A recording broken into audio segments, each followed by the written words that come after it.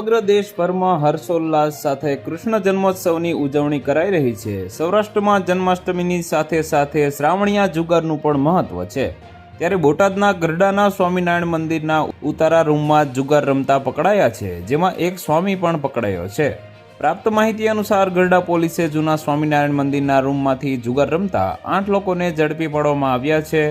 પોલીસે રોકડા રૂપિયા 1,10,850 તેમજ 8 મોબાઈલ ફોન મળી કુલ રૂપિયા 1.70 લાખનો મુદ્દામાલ કબજે કર્યો છે।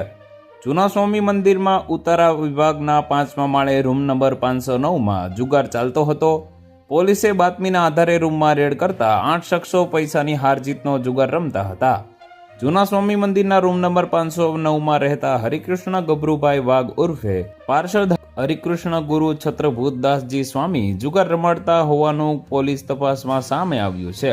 ત્યારે પોલીસે હરિકૃષ્ણ ગભરુભાઈ વાઘ ઉર્ફે પાર્ષદ હરિકૃષ્ણ ગુરુ છત્રભૂતદાસ સ્વામી, જિગ્નેશ કાવઠિયા, રાજેશ સાવલિયા, લાલજી વાઘેલા, પરેશ જોગાણી, કેવલ કાવઠિયા, પંકજ કાવઠિયા, પૂર્વેશ જોગાણીની અટકાયત કરી છે।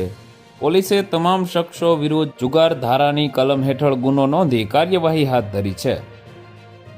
તો વધુ માહિતી મેળવવા માટે ચેનલ સાથે જોડાયેલા રહો। વિડીયો પસંદ આવે તો લાઈક કરી દેજો। ચેનલમાં નવા છો તો સબસ્ક્રાઇબ કરી દેજો।